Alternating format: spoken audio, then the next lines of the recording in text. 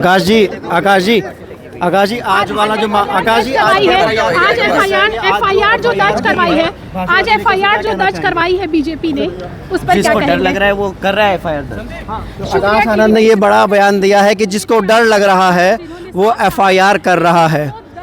मतलब साफ तौर पर उन्होंने कहा है कि भारतीय जनता पार्टी आकाश आनंद से पूरी तरीके से डर चुकी है और जिसको डर लग रहा है वो एफआईआर कर रहा है। आप देख सकते हैं बीबीयू के स्टूडेंट्स जो हैं वो यहाँ पे पहुँचे हुए हैं आकाश आनंद से मिलने के लिए, लेकिन तो वो सेंटेंस अंग्रेजी में सवाल जवाब नहीं कर सकते, वो समझ नहीं पाते कि सामने वाला अंग्रेजी में बोल क्या रहा है।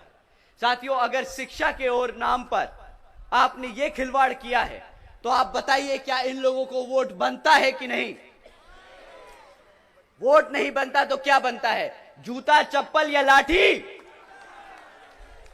क्या तीनों मारोगे? तीनों मारोगे?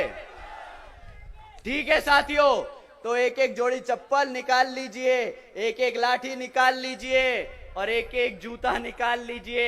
वोट मांगने आए उसी हिसाब से उसे वोट, चप्पल, जूता और डंडा मार मार के उसको बता देना कि जो तुम लोगों ने हमारे से शिक्षा छीनी है उसके बदले तुम्हें वोट नहीं, ये डंडा मिलेगा। साथियों, तो इन्होंने क्या बोला था कि मुझे सिर्फ 60 महीने चाहिए, 60 महीने चाहिए, मैं काला धन ले आऊंगा नोटबंदी के बाद। आज 10 साल बाद भी सारे नोट आपके बदल दिए, सारा धन घूम गया, पर कितने लोग हैं जिनका काला धन पकड़ा गया? कितने लोग जेल में गए? अब आप ही बता दीजिए। कोई नहीं गया। पता है क्यों नहीं गया? क्योंकि तुम्हारा नोट जो बदल रहा था वही साला लेके बैठा था, सारे के सारे नए लोग। साथियों, यूपी में हमारी बहन बेटियों के खिलाफ देश में सबसे ज्यादा केस दर्ज किए जा रहे हैं अपराध के। यह है यूपी की तरक्की। हत्याओं के केस भी पूरे देश में यूपी में सबसे ज्यादा है।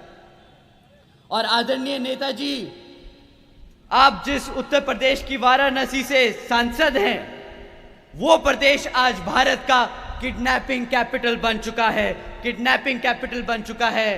साथियों, उत्तर प्रदेश में साल में 16,000 से ज्यादा किडनैपिंग होती है।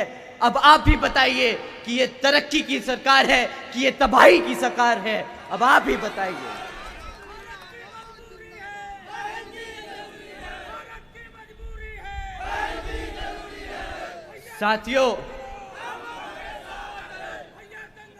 साथियों, जो सरकार अपने बच्चों को भूखा रखे, जो सरकार अपनी बहन बेटियों पे अत्याचार होने दे, जो सरकार अपने युवाओं को बेरोजगार रखे, जो सरकार अपनी आवाम को राशन के नाम पर गुलाम बनाए, वो सरकार बुलडोजर की सरकार नहीं, वो तबाही की सरकार है, वो तबाही की सरकार है। साथियों,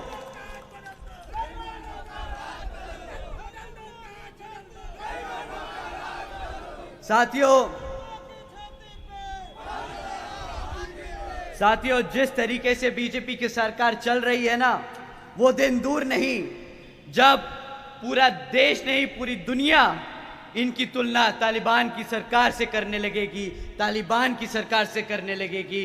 ये लोगों की सरकार तबाही की सरकार है, ना कि तरक्की की सरकार है।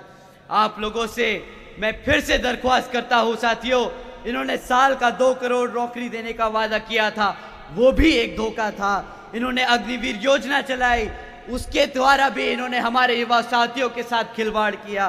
साथियों, नोटबंदी के नाम पर इन्होंने कहा काला धन लेके आएंगे, वो भी आज तक 1 रुपया वापस नहीं आया। अब आप ही बताइए साथियों, क्या ऐसी सरकार आपको मंजूर है कि नहीं?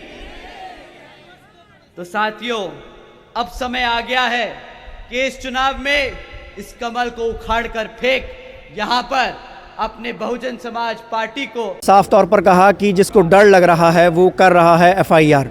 आज आकाश आनंद पर सीतापुर में एफआईआर दर्ज हुई है, उनके बयान को लेकर, जो बयान उन्होंने रैली से भाजपा को लेकर दिए थे।